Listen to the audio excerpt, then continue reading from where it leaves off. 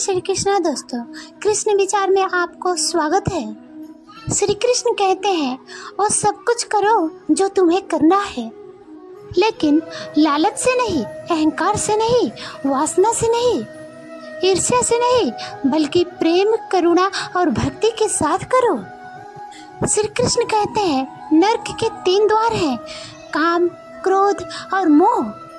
जो व्यक्ति कामी प्रवृत्ति का होता है, जिसमें लोभ होता है, और जो अत्यधिक क्रोधित स्वभाव का होता है, उसके लिए नरक के द्वार सदैव खुले रहते हैं। अर्थात ऐसे व्यक्ति को तो सिर्फ नरक में ही जगह मिलते हैं। मनुष्य सब कुछ चाहता है, पर सब कुछ उसे नहीं मिल सकता है। आपको जो नहीं मिला उसके लिए पश्चाताप मत करो, और जो आपसे अलग हो गया उसके लिए निराश भी मत हो। श्री कृष्ण कहते हैं मैं सभी प्राणियों के हृदय में स्थित आत्मा हूँ। मैं सभी प्राणियों के आदि, मध्य और अंत हूँ। मैं एक सा नहीं रहता। आज दुख है तो कल सुख अवश्य आएंगे, और सुख के बाद दुख आना भी स्वाभाविक है। श्री कृष्ण कहते हैं मनुष्य भी बड़ा विचित्र प्राणी है। अपने से नीचे के स्तर के लोगों को हीन की दृष्टि से देखता है, उनका उपहास उड़ाता है, उनसे बार बार कहता है तुम्हारा कुछ नहीं हो सकता, तुम भविष्य में कुछ नहीं कर पाओगे। जब मनुष्य के पास धन, संपत्ति, मान, सम्मान होता है तो दूसरों का आदर नहीं करता है, परंतु एक बात भूल जाता है कि उससे भी अधिक शक्तिशाली कोई अस्तित्व में है, और वो है समय। समय अपना चक्र कब बदलेगा ये कोई नहीं जानता है। समय अपनी करवट कब लेगा यह कोई नहीं जानता। कोयला भी समय के साथ हीरे में परिवर्तित हो जाता है। इसलिए जीवन में कभी भी किसी का उपहास नहीं उड़ाना चाहिए। निस्वार्थ कर्म को अपने जीवन में अपनाइए। जो विधाता के लेख में होता है उसी का फल हमें मिलता है। विधि के विधान को स्वयं ईश्वर भी नहीं टाल सकता। जिस व्यक्ति के लिए आपके लिए मान, सम्मान और कद्र ना हो, उनके साथ रहना व्यर्थ है। वो सदैव आपके लिए शत्रुता का भाव रखते हैं। ऐसे व्यक्तियों के साथ रहने से अच्छा है आप अकेले रहें। जीवन में अधिक सरल होना भी अनुचित है। जो सीधे और सरल होता है, लोग उसके हमेशा फायदा उठाते रहते हैं। श्री कृष्ण कहते हैं जो होता है अच्छे के लिए ही होता है। कभी कभी विपरीत परिस्थितियाँ हमारे वर्तमान को अच्छे करने के लिए आते हैं। श्री कृष्ण कहते हैं मेरे लिए ना कोई घृणित है और ना कोई मित्र, ना कोई प्रिय है, ना ही कोई निर्धन है, ना कोई धनी है। बस जो व्यक्ति भक्ति भाव के साथ मुझे याद करता है, मैं उनका हो जाता हूँ और वो मेरा। श्री कृष्ण कहते हैं वो किसी व्यक्ति के भाग्य के निर्माता नहीं है। व्यक्ति अपना भाग्य खुद लिखता है। आप जैसा बीज बोएंगे आप वैसा ही फसल काटेंगे। आप जैसा ही कर्म करेंगे आपको वैसा ही परिणाम मिलेगा। यदि विद्यार्थी मन लगा के पढ़ाई करे तो परीक्षा में सफल अवश्य होगा। इसलिए हर व्यक्ति के भाग्य तभी बदलेगा जब वो अपना कर्म करेगा। भ्रम और संदेह से भरे जब भगवान आपसे प्यार करते हैं तो आप भी उनसे प्यार करते हैं। कभी खेत में किसी किसान को खेती करते देखा है? वो उसे सींचता है, उसे जोतता है, पशु पक्षियों से खेत की रक्षा करता है, परंतु एक बात का वो सबसे विशेष ध्यान रखता है कि कहीं खेत में खरपतवार ना उग जाए, क्योंकि एक खरपतवार खेत की सारी फसल को नष्ट कर सकता है। और ठीक उसी प्रकार यदि वंश के कोई संतान खोटी निकल जाए तो वो समूचे वंश का सर्वनाश कर देती है। इसलिए संतान के लालन पालन में विशेष ध्यान देना आवश्यक है, क्योंकि संतान वो फसल होती है जो वंश को, आने वाली पीढ़ी को महान बना सकती है या फिर वंश का पतन कर सकती है। श्री कृष्ण कहते हैं व्यक्ति को सदा बुराई से बचकर रहना चाहिए। अगर कोई कर्म करता है तो वह कर्म आपको आपके जीवन में ही भोगना पड़ता है। जिस प्रकार बछड़ा झुंड में भी अपनी माँ को ढूंढ लेता है, ठीक उसी प्रकार आपके कर्म कर्मों का फल आपके हजारों को भीड़ में भी ढूंढ लेगा। ईश्वर कण कण में निवास करते हैं। छोटी सी छोटी जीव के हृदय में ईश्वर का वास होता है। वो जीव को कष्ट का अनुभव होना ईश्वर को कष्ट का अनुभव होना जैसा है। अर्थात किसी जीव को कष्ट देकर आप अपने ईश्वर को कैसे खुश कर सकते हैं। जो श्री कृष्ण के दास हो जाता है वो अपने आराध्य से ऐसे दिन न दिखाने का कामना करता है। जब उसमें गुरूर आ जाए तब वो अपने आप को श्री कृष्ण का सेवा करके अपने जीवन सफल बनाना चाहता है। आप जो कुछ भी कर रहे हैं भगवान की दृष्टि सदैव आप में बनी हुई है, इसलिए आप ये ना समझे कि आप अकेले हैं। भगवान सदैव आपके साथ होते हैं। कहते हैं मन के हारे हार है और मन के जीते जीत।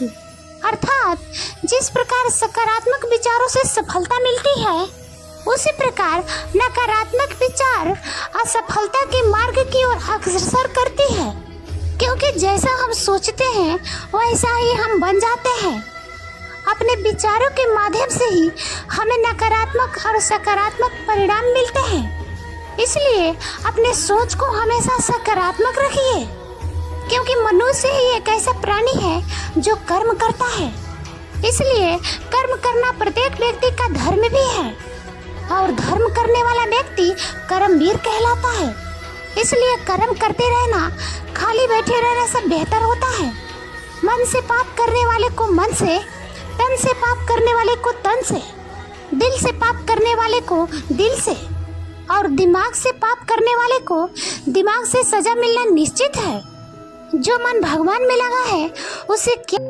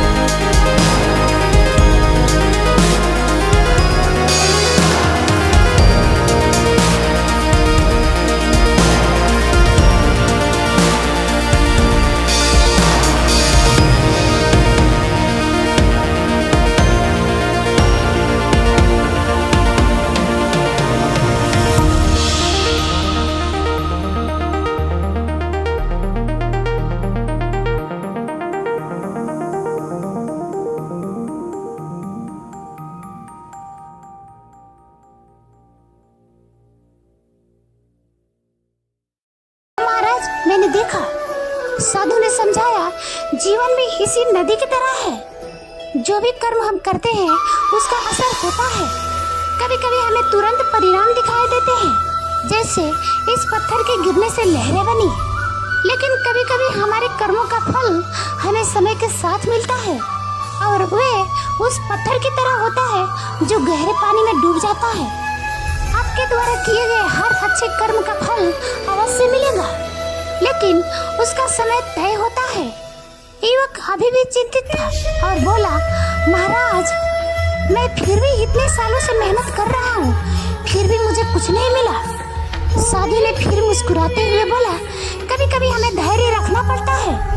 जब एक बीज बोया जाता है तो वह तुरंत पेड़ नहीं बनता है। उसे पानी, धूप और समय चाहिए, और हमारे कर्म भी वैसे ही होते हैं। अगर तुम अच्छा कर्म कर रहे हो तो उसका फल अवश्य मिलेगा, लेकिन आपको सही समय का इंतजार करना होगा। युवक समझ गया कि उसे धैर्य और विश्वास रखना होगा। उसने साधु को धन्यवाद दिया और अपने जीवन में धैर्य के साथ आगे बढ़ने का संकल्प लिया। इस कहानी से हमें क्या सीख मिलती है? हम जो भी कर्म करते हैं उसका फल हमें अवश्य मिलता है, चाहे वह अच्छा हो या बुरा। हमें धैर्य और विश्वास के साथ सही समय का इंतजार करना चाहिए, क्योंकि कर्मों का फल कभी व्यर्थ नहीं जाता। जय श्री कृष्णा दोस्तों, मिलते हैं अगले वीडियो में।